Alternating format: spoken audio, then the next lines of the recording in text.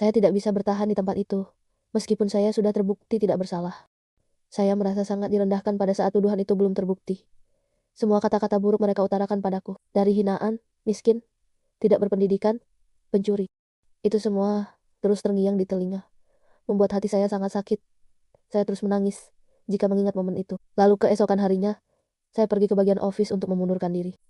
Saat itu, bos mulai membujuk untuk jangan berhenti, karena dia membutuhkan orang jujur seperti saya. Tapi, saya tetap dengan pendirian ini. Saya berkata, saya akan mencari pekerjaan di tempat lain.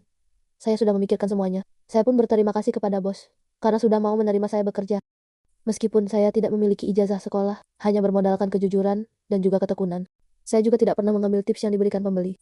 Semua itu saya serahkan pada bos setiap penyetoran. Bukan tidak suka duit, tapi saya sudah merasa bersyukur dengan upah yang diberikan padaku. Setelah saya berhenti bekerja, salah satu pekerja di tempat itu menghubungi saya. Dia berkata bahwa foto saya tersebar di grup Facebook. Foto di mana saya sedang mengganti pakaian dalam. Setelah saya lihat foto tersebut, itu adalah foto di mana saat saya masih bekerja di toko itu. Saya ingat, waktu itu saya sedang haid. Saya menggantinya di kamar wanita kepercayaan bos itu. Memang waktu itu dia sedang di dalam kamar. Dia sedang sakit. Tapi, saya tidak menyangka bahwa dia tega memotretku saat sedang berganti. Saya terus datang dan merebut ponsel itu dari tangannya. Lalu berlari ke rumah salah satu pelanggan baik yang tinggal tidak jauh dari toko grosir itu. Saya meminta perlindungan dari si pelanggan baik itu. Terjadilah pertengkaran di sana. Banyak yang mendukung saya dan kasihan dengan saya. Mereka semua juga tidak menyangka bahwa wanita itu mau berbuat hal seperti ini. Ternyata dia berencana menggunakan foto tersebut untuk membuat saya mau mengakui kesalahannya waktu itu. Saya pun berencana untuk melaporkan wanita itu ke polisi, karena ini sudah sangat keterlaluan. Tapi si bos pemilik toko datang ke rumah, ingin berbicara, dan berencana untuk menyelesaikan masalah ini secara kekeluargaan. Kebetulan, waktu itu bapak sedang di luar kota.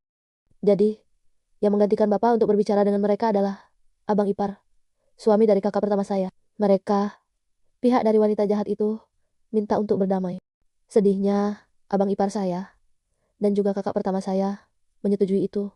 Mereka semua bersalaman dan juga mematahkan memori HP tersebut di depan mata saya, tanpa bertanya kepada saya yang menjadi korban. Saya sangat merasa hancur kala itu. Saya merasa tidak satupun orang yang peduli dengan perasaan ini. Sore itu, saya pergi menaiki angkot ke arah pelabuhan kapal Roro. Sesampainya di sana, hujan pun turun sangat deras. Saya ingat kala itu, saya menggunakan gaun merah, jaket hitam dan juga celana panjang. Saya berdiam diri di tepi pelabuhan itu sambil kehujanan. Banyak sekali orang yang berteriak untuk menyuruh saya pergi berteduh. Seketika, saya melompat ke dalam laut. Saya ingin mengakhiri hidup yang tidak berarti ini. Saya merasa hidup ini tiada arti lagi. Saya merasa